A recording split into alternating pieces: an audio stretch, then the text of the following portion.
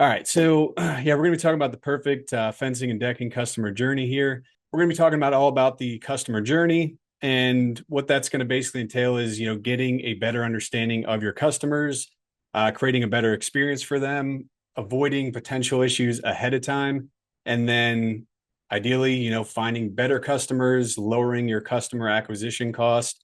And we're going to go through all the different processes that are involved in this and actually show you how to build a framework that really attracts the right type of customer, the type of customer that you want most.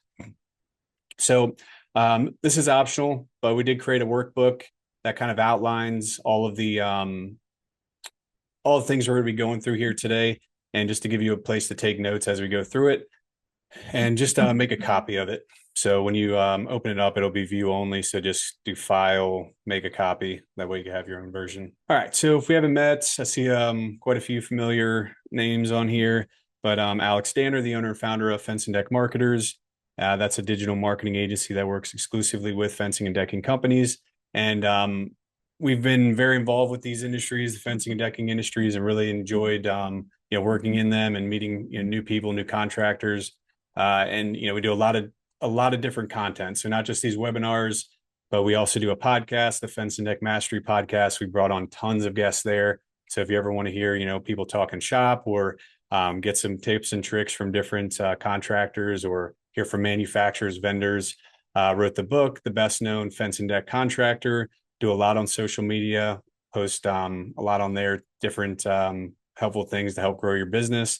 We're part of NADRA. I'm actually on the education committee for NADRA, and then also part of the AFA. And I speak at all these events, Fence Tech, Deck Expo, and a bunch of others, each year. So really enjoy all of that. Of course, we only, as the name makes it pretty obvious, we only work with fencing and decking contractors. So everything that we have here is going to be really specific to these industries. So it's going to give you some really actionable things you can take and help with your fencing or decking business. All right, so with marketing, it's very important to develop omnipresence. So just as we do with our agency, we have a lot of different ways that we reach out to people. The whole idea is to be omnipresence. And with our omnipresence marketing system, there's 3 principles involved in that. The first one is to maximize opportunities. So you want to get as many people from as many different areas coming to your business. And there's a lot of ways to do that. There's no shortage of ways you can advertise or market your business, whether it's SEO, pay-per-click, Facebook, or Google ads, finding on a billboard or pamphlets, anything offline too. But you need to get those opportunities, because without them, you're not going to generate many leads.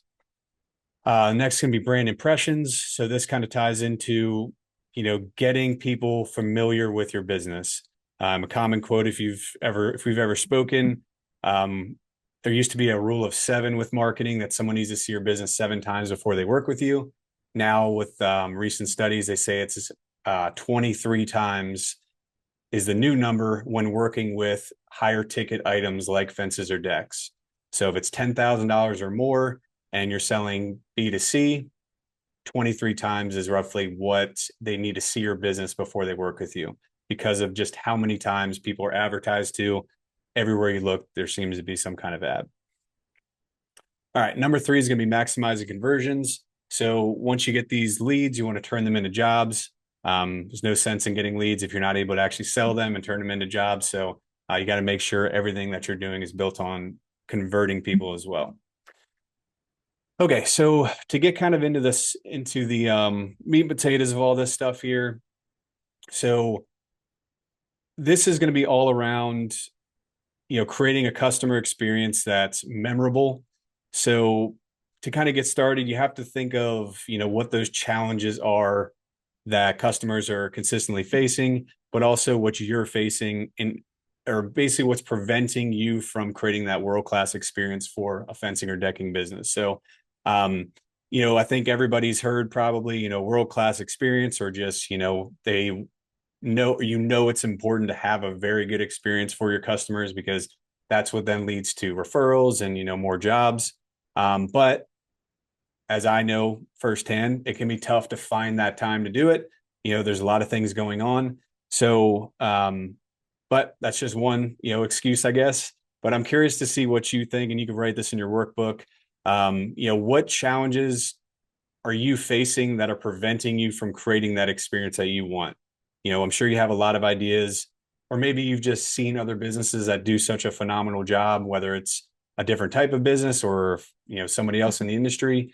But what would you say the biggest challenges are that are preventing you from creating that world-class experience or the experience you wish you were giving, every one of your customers? So write those in the workbook. And if you'd like, it'd be great if you want to share it in the chat too, what's kind of holding you back. The thing that I would say is one of the most common reasons for not being able to dial that in is that issues just always pop up. There's always something that's going on. Um, Depending on where you are in your business, how many different hats you're wearing, this can be any number of things, but maybe a call comes in or a customer complaint, or you need to help a team member, sales inquiry comes in. There's always just things that come out of nowhere. And problem is most businesses are very reactive. You know, not many are going to take the time to be proactive, think about the things that they can get better, change up their processes to improve. And really what that boils down to is having the time to work on your business, actually making sure things are getting done. And when you see these problems, that you're creating those processes to avoid it happening in the future. So um another problem we typically see is the inconsistency from one customer to the next. As I was saying earlier, things can change. Customers are not always going to be an exact carbon copy of every other one. So if you have just a completely inconsistent system, it gets very hard to have a team that is cohesive, is doing all the same, the same systems and the same process that you've developed.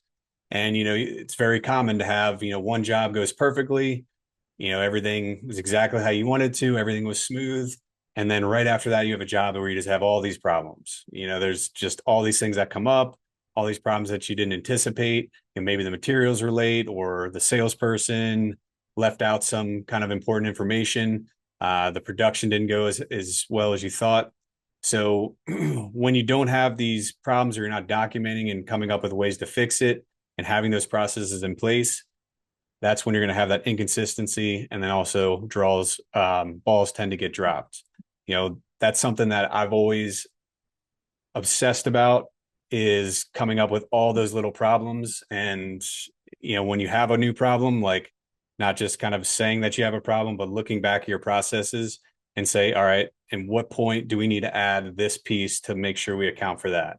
Because we didn't think about it for this client because they're a little bit different. So how do we go in there and adjust it so that way whatever team member is responsible for that part then sees it and make sure it doesn't happen again, or we at least ask that question to every customer going forward, so we know we don't have that problem. And there's no shortage of issues, so that can be a lot of problems and a lot of things that can go wrong. So you got to make sure you're kind of chipping away at it and make sure you're working to a better path. Big problem is just the lack of overall ability to create raving fans and referrals. That's what best case scenario is going to be. You have people that are just incredibly in love with the service that you do, or just blown away by what you did.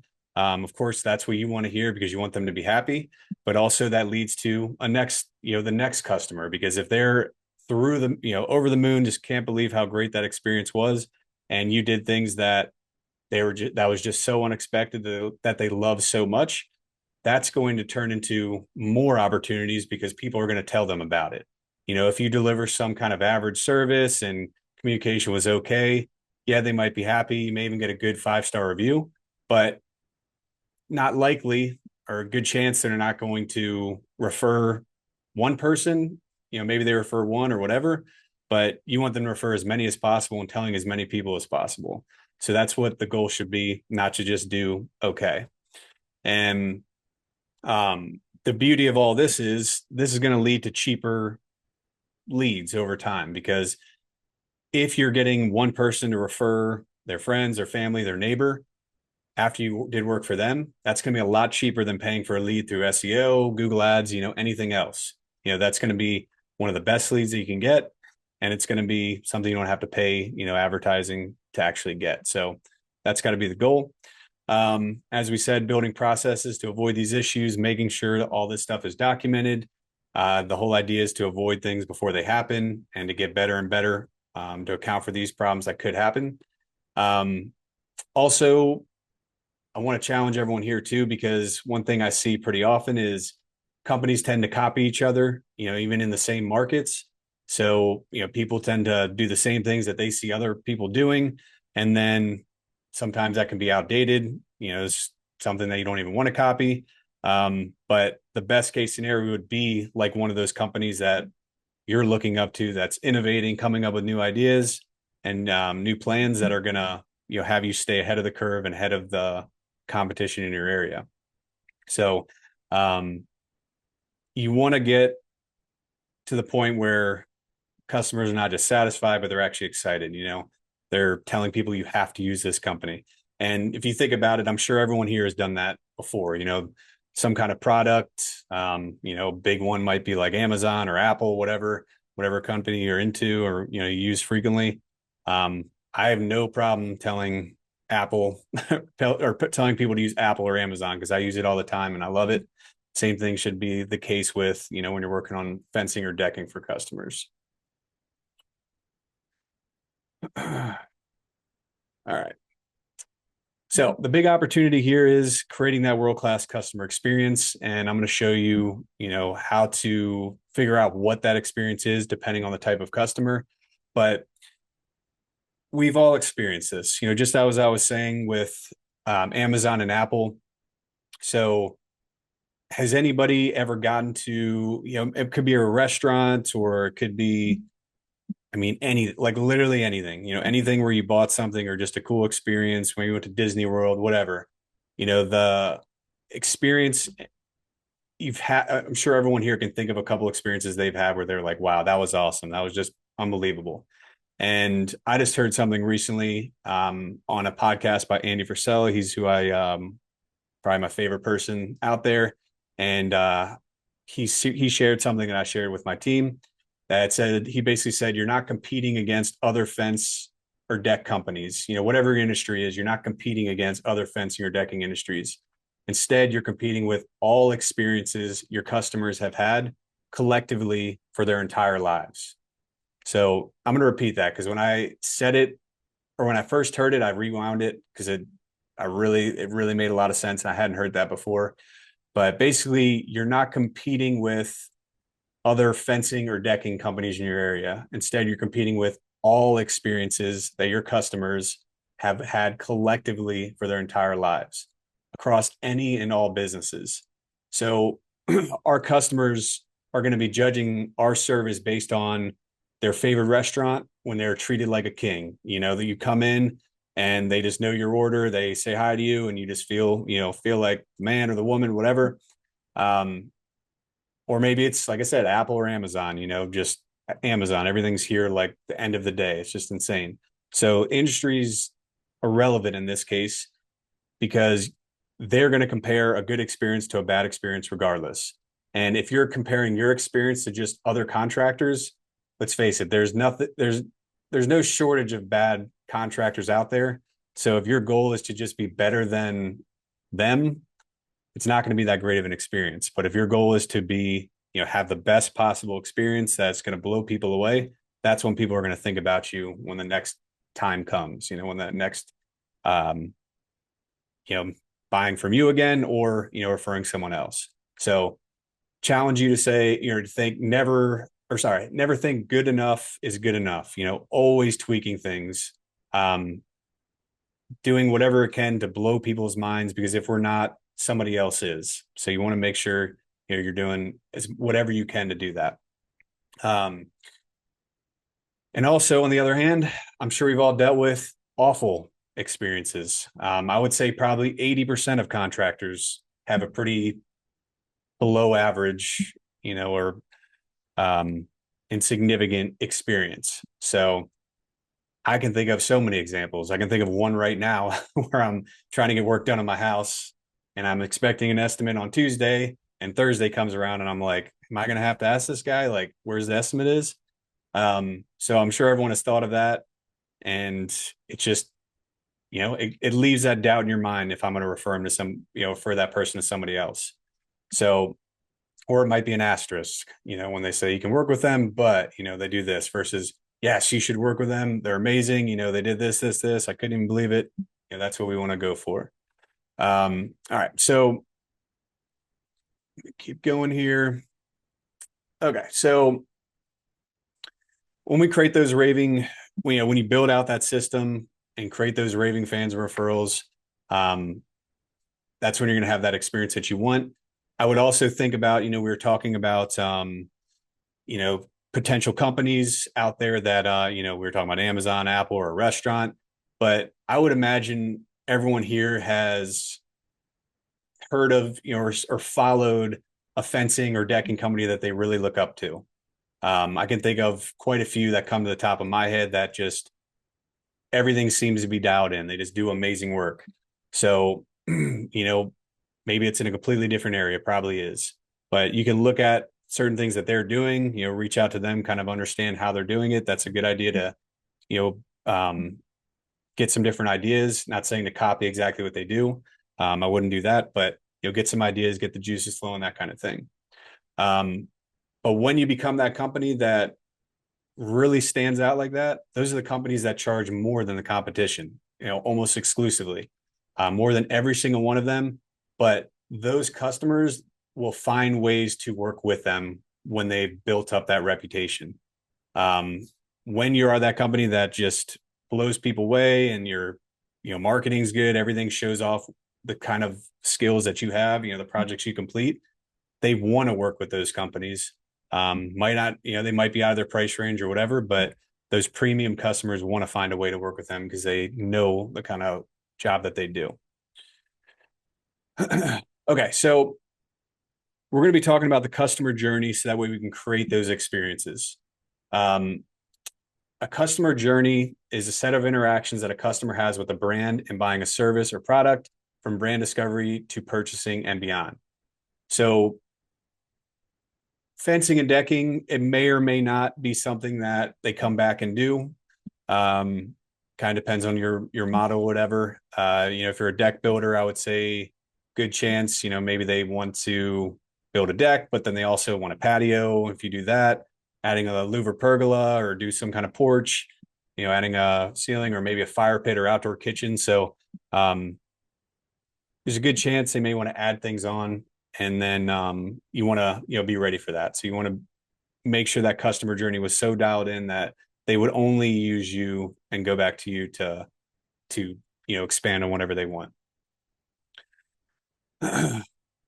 And by the way, the customer journey is the entire thing. So this is from the point where they Google deck builder fence company near me all the way to when the job is complete. So it's an entire life cycle. So what we want to do is create or figure out how we can create a better customer journey. And the way to do that is to get clear on who our ideal customer is. So in marketing, we call that the customer avatar. A customer avatar is basically a buyer persona. So we create a customer that we typically work with or that we want to work with. So if you typically work with people you hate, you don't want to create a buyer persona on that person. You want to create it on somebody you would like to work with. And to do that, we want to know what truly matters to these customers and what they want most, what they're thinking about, because depending on your customer that you want, they're going to think in different ways. So we'll talk through this process. And to do this, we're going to create a customer journey map. We'll help you dig into your customers, their intents, their interactions, and then that'll allow you to create those personalized experiences. So that's what we're going to be coming up here in a second. And then, as we said in the beginning, this is to avoid potential issues ahead of time. You don't want those future problems. It'll allow you to avoid those in the future. I said this in the beginning, but we want to reduce the cost of your customer acquisition. So if that customer journey is dialed in, that's going to reduce it. There's an old saying in marketing, and the company that can spend the most to acquire a customer will win. And the reason for that is if you know and value the long-term value of a customer the most, and you know that you're going to turn that one job into multiple jobs because people will just be so blown away, then it makes even more sense to get whatever you can for leads, because it's not just about selling that one job or the ROI from that one job. It's that ROI for every job that comes after it because they told people about you. So, any referral, that's for people you've already worked with. So you need to take advantage of that experience. So that way more and more people do. Oh, and also too, not just referrals, but reviews.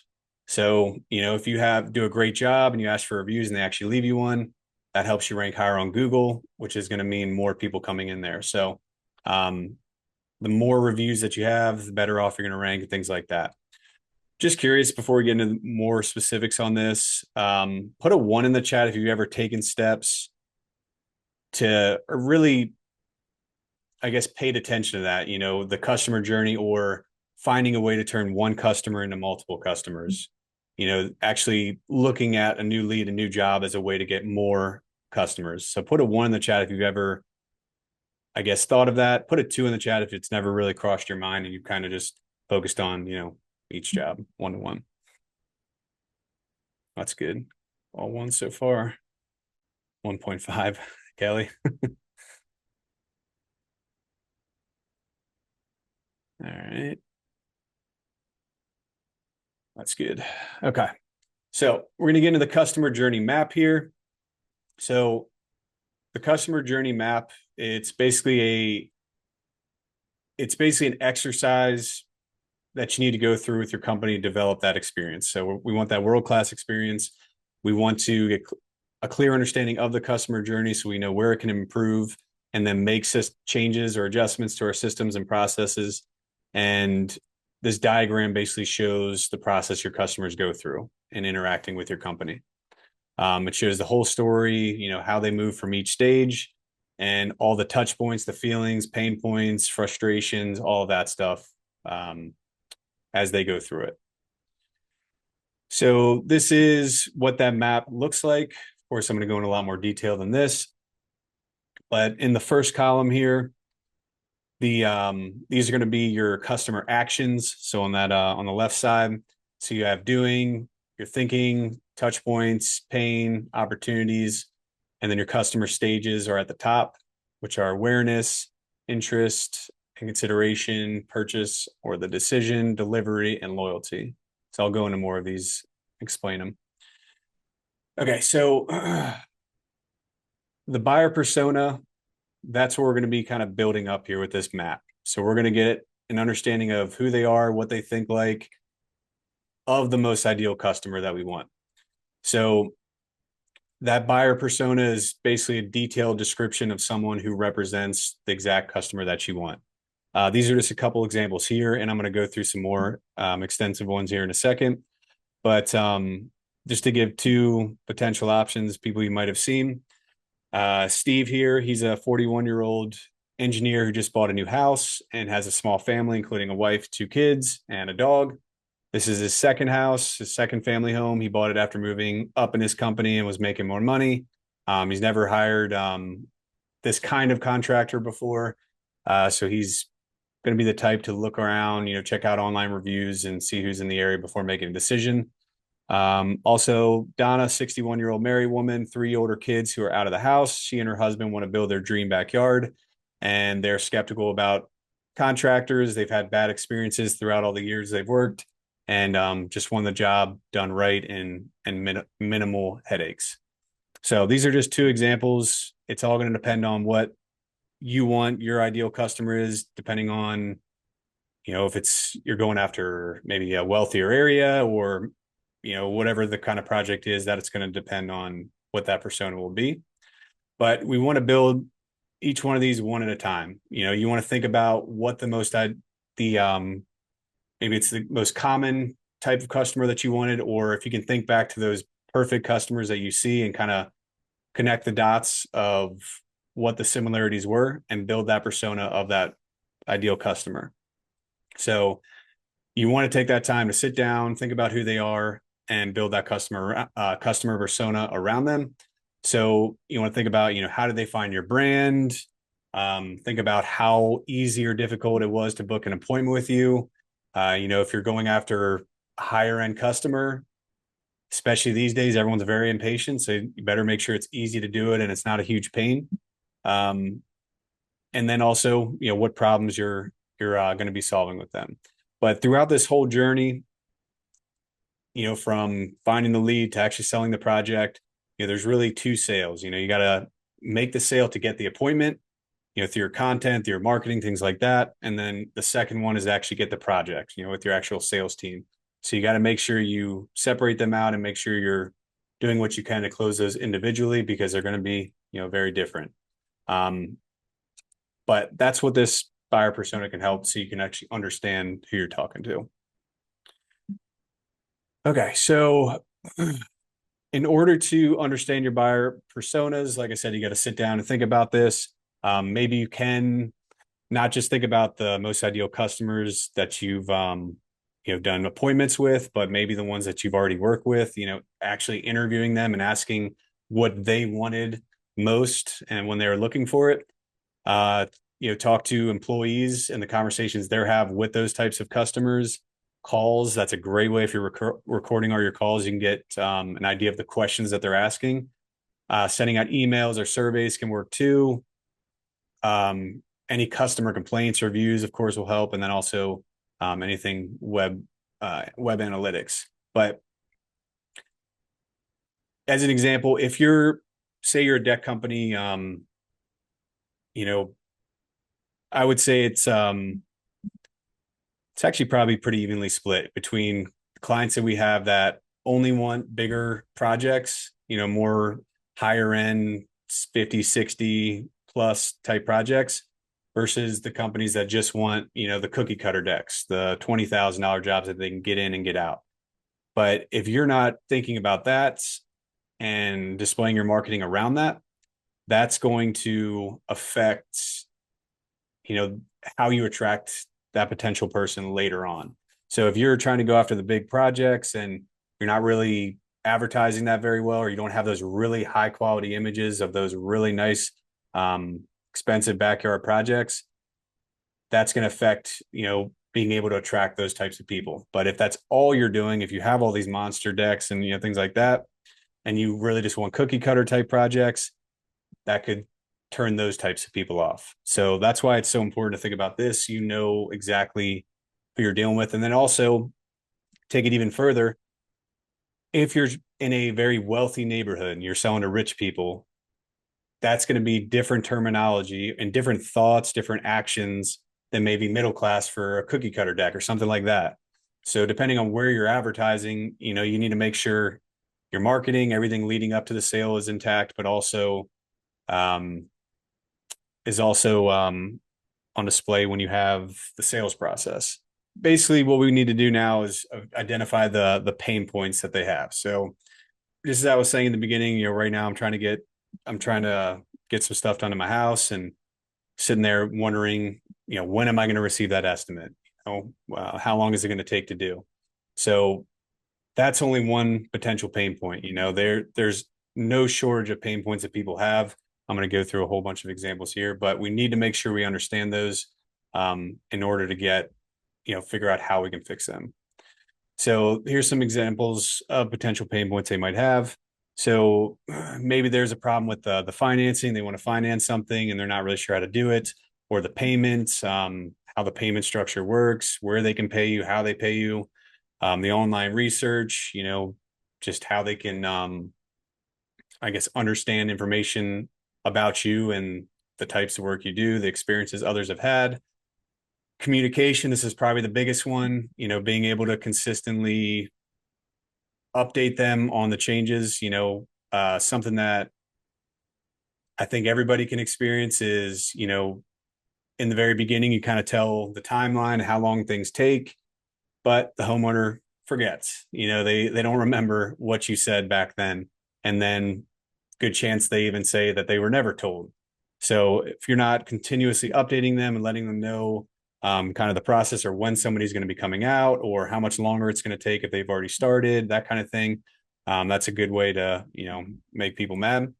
Also, if there's delays and you don't tell them, you started the job and you haven't been back for a couple of days because a crew's out sick or materials are late, and they're just wondering what's going on. So if you don't have a way to do that or tell them what's going on, that's going to frustrate them.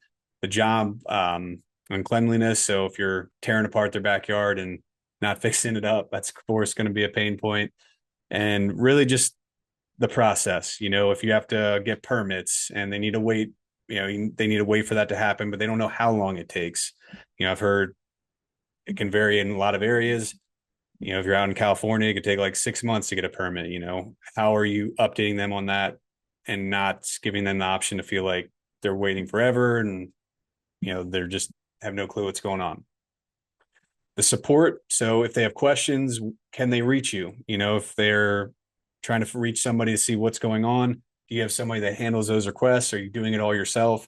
If so, how long are you taking to get back to people? And then the warranty information. So if you're installing a certain product that's lasts a long time, how are you telling them what that warranty is like, how it works, what's covered, that kind of thing. So all of these questions, and this is far from all the problems that somebody could have, they're thinking about as they go through. And if you're not recording them and coming up with ways to fix it going forward, it's just going to keep happening again. So, the touch points, these are going to be, this is very broad. There's all kinds of ways that you can interact with the customer that will eventually shape the whole customer journey that they have. So multiple touch points are what actually going to create that customer journey. So if you can understand how they're feeling or their concerns or questions, pain points during each stage of that customer journey, that's what's going to allow you to basically solve it and then continue to improve and, go one by one and figure out how you can solve each one of those. So, this just becomes really important and complicated. Kind of, I think we were talking about in the very beginning. All of these touch points and problems that you have can vary from job to job. So $100,000 deck versus a $20,000 deck are going to have different problems. If you're going to be in and out in a couple of days, you're not going to need to give them a whole lot of updates on things versus $100,000, where it takes a month or more. So depending on that problem, you need to make sure you're accounting for each one of those and not just doing a standard approach for everything. And that's why it helps so much to kind of really know the exact types of jobs you want so they can be as close as possible. But in the end, you need to make sure it's accounted for. These are some of the touch points that you can have with the customer. So all the way from the very beginning, before the job even starts, when it's in the middle of it, and then also after they purchase, there's a lot of different touch points that you can have. So in the very beginning, where it's like marketing related, your social media, email, word of mouth, your website. So having FAQs on the website that answer consistent questions that somebody might have, putting that on there is a really good idea. Word of mouth, making sure that everyone is on the same page. You don't have salespeople or support people that are kind of saying things that are different than others. The yard signs, billboards, wrap trucks, knocking on the door or door knocking, phone calls, office space. These are all the different ways that you get in contact with them. And you need to make sure that you're thinking about how you can solve or how you can account for these pain points from these different touches and make sure everything's cohesive. When you have, when you're working with a customer, I think it's easy to say like the goal is just one thing. If they're going through and they're working with you, the goal is to have a better backyard, a new fence or a new deck. But in reality, there's a lot of ways, there's many more goals throughout the process that they're going to have versus just they want a better backyard or whatever. So if they're in the sales part where they're trying to figure out what they want, they're going to have different goals than, towards the end of the project. So what you want to do is basically finding the different goals that they have throughout the entire process. So what is their goal in the very beginning when they're just trying to find you versus when they're in the middle of the project versus the end?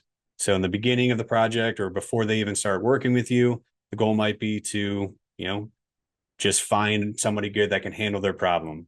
The middle might be to make sure it's updated, they're updated, they know the whole process. And at the end, making sure they have all the warranty information. I'm going to go into some more examples of this, but point is you want to know what their goals are throughout the entire process. And then once you kind of know their pain points throughout, that's when you can start fixing these issues and, um, working towards not having that problem, towards the future. And the only real way to do it, I mean, this is something that's forever ongoing, for my agency too, just like it will be for everyone here or already is. Um, it's it's never going to end. There's always going to be some new thing or new issue that's going to pop up that you got to account for and adjust, your process, your systems. But the more you do it, the more you're in the habit of fixing it and making sure you address it. That's how you're going to get further towards the exact, a system that doesn't have so many holes in it, that doesn't have so many problems. So yeah, like I was just saying, the journey map is a living, breathing document. It's going to grow as your company grows. It's never going to just be something that you fix and never stop. So if you want to grow your company, if you want to see more leads, you want to see more jobs being produced as your company grows, adds those new services, those new markets, new team members, the whole customer journey is going to be growing with you. So if you're starting to, as an example, if you're trying to hire somebody, maybe you're doing it all yourself, or you only have a handful of people to help you, and you need to hire somebody to work on sales or project management or office admin. If you don't have those processes documented and pass it on to them, and they're just not going to know what to do, and then it's going to create more and more issues. So the whole idea is to account for that. All right, so I'm going to get into this and give you some more specific. I'm going to give you like a very specific example of how to create this customer journey, this framework here. So we'll go through with just an example of how this would be broken down depending on your ideal customer persona. So again, you need to make sure you're taking the time to create that persona, talking to the most ideal customers you've had, who you want to work with going forward, because that's what these are going to be based off of. There's no sense in using the one that I did unless it matched perfectly. You want to think about what you want and what you think is going to move, the business towards the direction that you want. So once you have that ideal buyer persona, then you can start to think about how they will behave throughout the process so you can address those issues. So we talked about these earlier, the customer stages. So awareness, consideration, decision, delivery, and loyalty. Awareness, this is when the customer is trying to learn about potential solutions to their problem. So the customer is not looking for a new fence or a new deck. I mean, they are, but in reality, what they want is a solution to a problem. They're hiring you because there's some kind of problem that they have. So that's what we're going to do in the awareness stage. Maybe it's a tree fell on their fence, or they're tired of staining wood deck boards every 2 to 3 years, and want a better option. Or maybe they just don't like spending time outside and they want to. They want their family to be able to go outside. Literally kind of unrelated, but that's what a lot of people end up wanting. That's like the deep issue of why they want to be outside. Maybe they want their family to spend more time outside. I just built a swing set. That's why I want my kids to be outside more. So that could be a potential problem.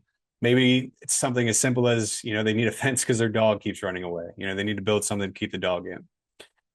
Consideration, this is where they're considering the different options, researching potential solutions and comparing you to other contractors, looking at reviews, websites, content. The decision, this is where they make a choice to use your services or not. This is where you're going to win or lose the job. Delivery is when the customer actually receives the services, the new fence or new deck, and how they're receiving it. This is where you need to pay attention to all those interactions very closely. And then loyalty, this is what you do after the service is provided, how you get them to keep coming back or telling their friends or family to use you. All right, customer actions. This is going to be your doing, your thinking, your touch points, your pain, and your opportunities. So doing, this is what they're actually doing, the actions they're taking during each one of these stages. So what are their behaviors and what they're doing? What are they thinking? So during this process, what are they thinking about? Their thoughts, their feelings, their emotions, their motivations, their needs, and then their touch points. So each point that you interact with them, as we talked about earlier, could be phone, text, email, things offline. And then the pain points, which we'll be talking about too. Are they experiencing pain in getting the estimate, or delays, or confusion, not great communication? And then the opportunities. So this is a summary of all the problems and the questions the customers might have, and then also the steps that you can do to make it better. Basically every pain point that they have can be an opportunity to build on, that customer loyalty that you eventually get. You're educating them better, maybe they're communicating better, setting expectations better, all of those things. Okay, so I know this is kind of a big one here. So this is going to be an example of a filled out customer journey. So in this case here, I chose to target more of like what I would say a lot of deck contractors I see is kind of their bread and butter. I would think the same thing with fencing. It's not the overly wealthy area, but it's definitely not the poorer areas, whatever. And then in this case, the persona that I created was, his name is Brian. He's 45-year-old family man, wife and 2 kids. He bought the house 5 years ago, and he lives in an above middle class home. So not quite the upper class, but a nice, suburban area. And he wants to upgrade the backyard, get a nice new composite deck because he's tired of restaining every 2 to 3 years, replacing boards, all that fun stuff. And he's in the point of his career where he is, making more money. He wants to buy back his time. He doesn't feel like, working on all these things, and he just doesn't know how to do it anyways. So in the awareness column there for doing, so once he's in the awareness stage, what he's doing, he's trying to get an understanding of who's out there. So he's going to go to Google, ChatGPT, whatever, and look for contractors, check reviews, check websites, see who's out there. So he's trying to get an understanding of who's there. And in that time, he's thinking, while he's doing that, how do I find a trustworthy contractor? There's all these people in my area, the reviews, what do I trust? Are they fake reviews? How much is it going to cost me? And am I going to get screwed over? So everybody is terrified of hiring someone that's going to do a bad job, that's going to, lead to, problems. The touch points, that'd be Google search, the websites, yard signs, trucks, job sites. So these are all things that they could be seeing during that time. The pain, of course, they need a new deck. It's outdated. They're not sure who to trust. They don't know who to hire. And maybe they're just overwhelmed by how many options are out there.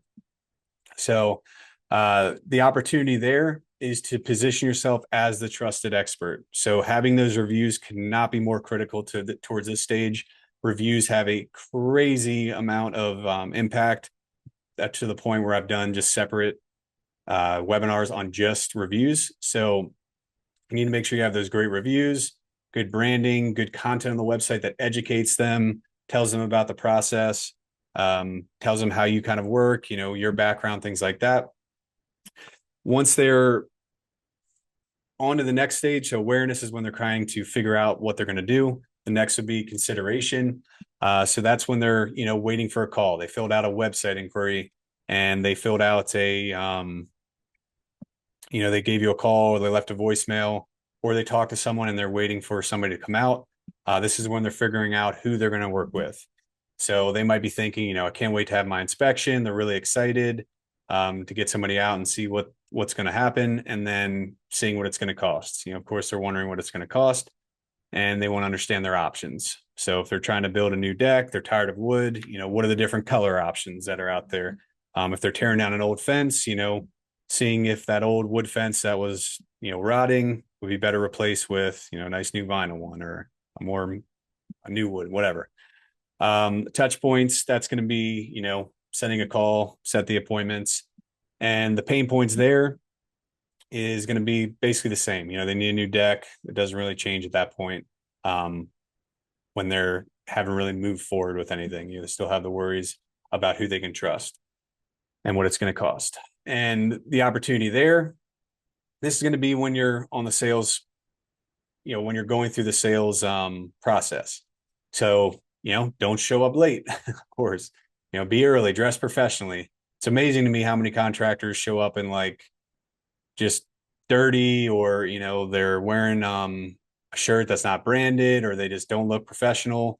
If you show up like that, it's going to send signals that, you're more of a chuck in the truck type versus someone that's, polished and going to really deliver that really high quality service.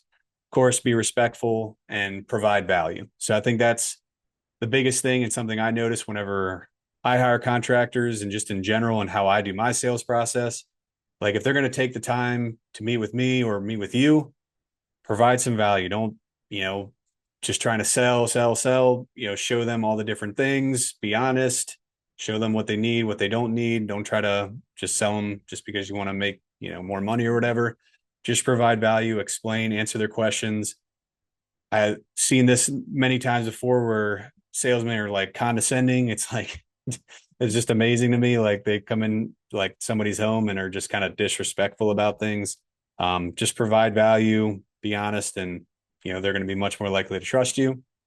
During the purchase or decision. So this is when they're going to actually decide who they're going to work with. So they might do more Google research and comparing different things. If you had a good presentation, they liked you, but they go to the reviews and they still see all these bad reviews and bad examples, it's still going to have, they're still going to be hesitant. They're still going to hold that against you when they're comparing you to other contractors.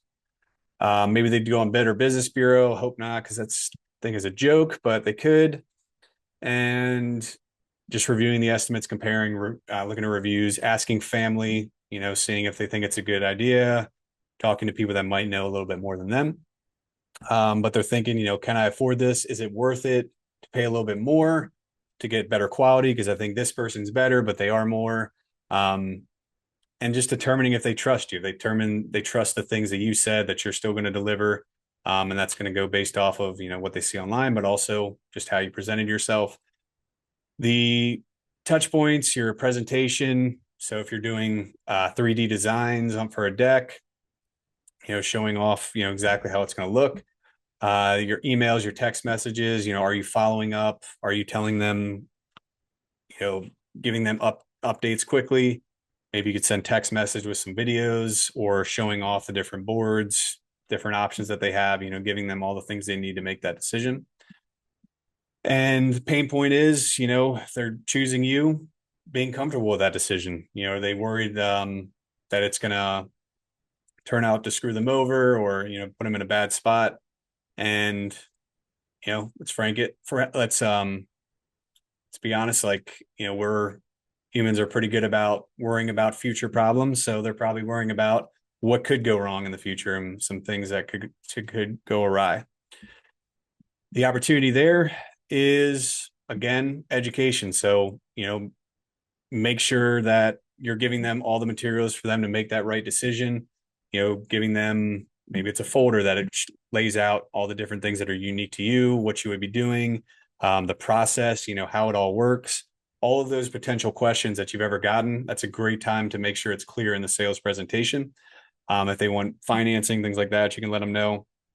But really stressing that, desired outcome, showing them what it could be. That's why those designs are so nice. You can really help them visualize exactly what it is. Side note here, because I've seen companies do this and it's really cool. People now use VR headsets, virtual reality headsets to put on their customers' faces while they're at their house, and they can envision themselves walking through their project. Things like that are going to, for sure, stick. It's going to really be something they remember and help you put you ahead of the rest. All right, so on to the actual delivery, what they're doing at this point, worrying or sorry, wondering, calling you, trying to see what the deal is, if there's any problems that that are going, that are, I guess, occurring, or, if they go out and they see where you're at and any problems that they're seeing with the project. And basically just thinking, when is that install going to happen? How long is it going to take? Will my rose bushes survive? Will my children step on nails? Will my yard be a mess? So as they're watching all of that, they're all, very worried about that. Touch points, you could mail them a packet, a folder that kind of outlines all these things, that lets them know about all these problems, the frequently asked questions or the frequent worries about the yard, letting them know like what you do at the end to clean up, or that you check after every day that, all the nails are picked up. How many days you anticipate it's going to take, and text messages letting them know when you're coming back out, the next time you'll be showing up. You can do videos, which are great too. Welcome call in the beginning, color selection calls, things like that. Pain points, job delays, inconvenienced, if they have to go out of their way to, walk through the project with you when they didn't anticipate that. Can't watch the football game. But the big opportunity there, seems like a common theme here, is just educating them and letting them know what can happen. So, when you finish a section, or maybe you're about to put the railing on, whatever the case may be, letting them know what's going on and, what's happening, so they're not left guessing. All right, on to the last stage here, loyalty. So what they're doing there and what you want them, well, they might be talking about your business regardless whether they liked it or not, but you want to have that nice experience. So they're talking about your business in a positive light. You want them to leave that 5-star review. Everybody needs to get more 5-star reviews on Google.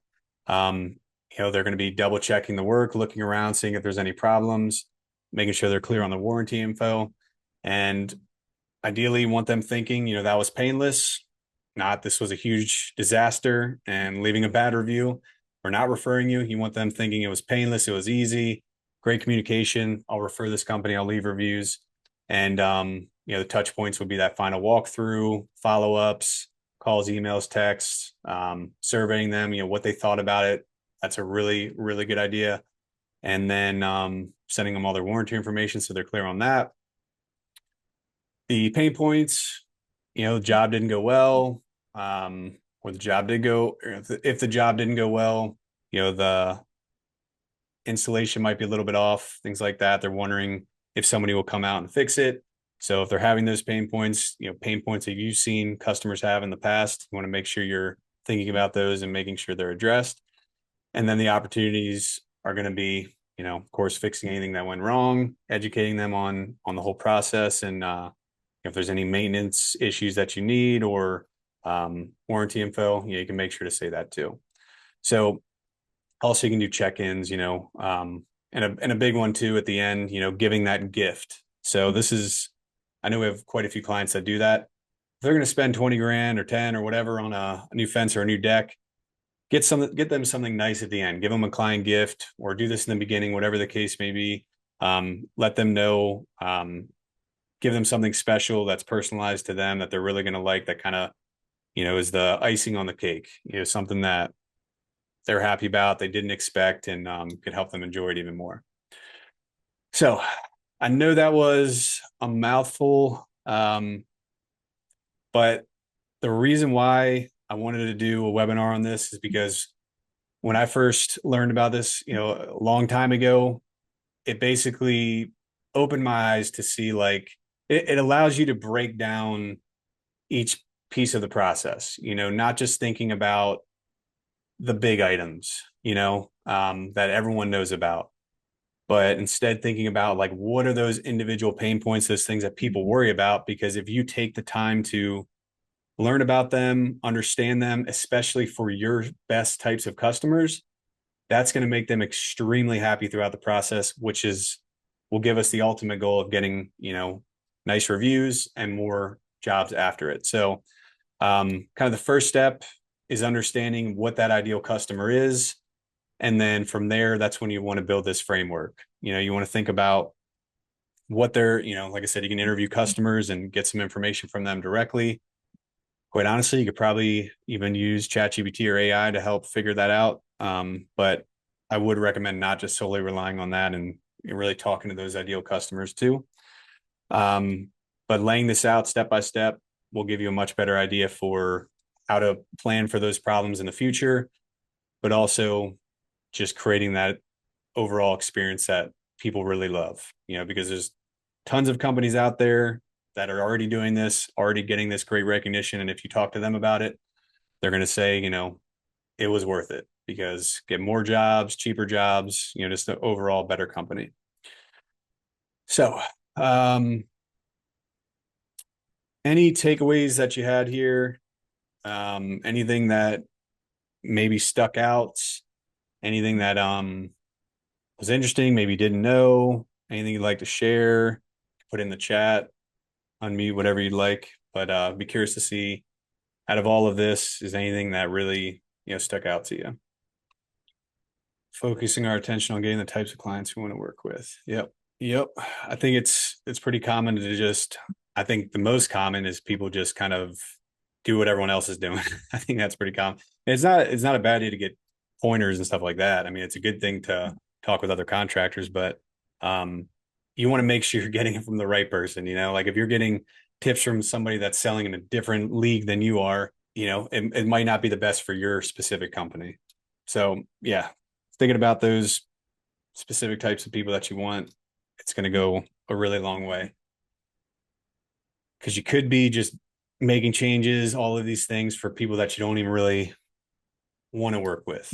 That's kind of what it boils down to. I think everyone here probably has some idea of has something in their head of that customer that really they loved working with. Everyone has had a good experience, ideally a ton of good experiences, and then you've had those with people that are not good.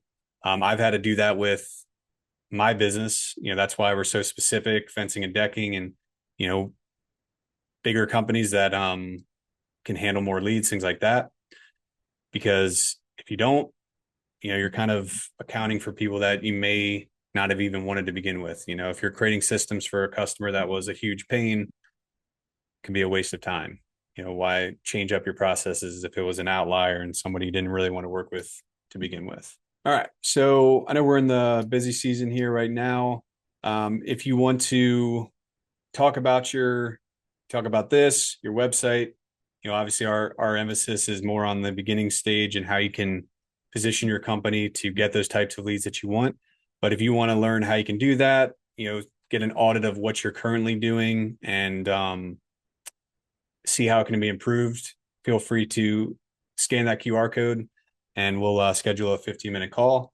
But the whole idea is we want to go through everything you have and create something custom to you. So just as when I do all my presentations, I'm not creating something or showing you the same thing that I show everybody. I'm going through and I'm doing an analysis of your rankings, how things look, and giving you an idea of what could be changed or improved.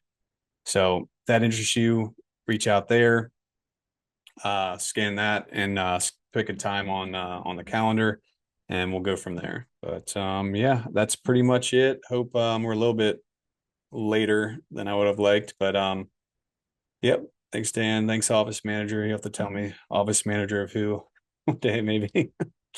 But yeah, I hope it was helpful to everyone. And yeah, we'll have another webinar coming up here next month and go from there. But thanks everybody for attending. I'll leave this screen up here for a little bit if you want to scan that. And yeah, we'll go from there. So thanks everybody. Have a good rest of the week, and we'll hopefully see you on the next one.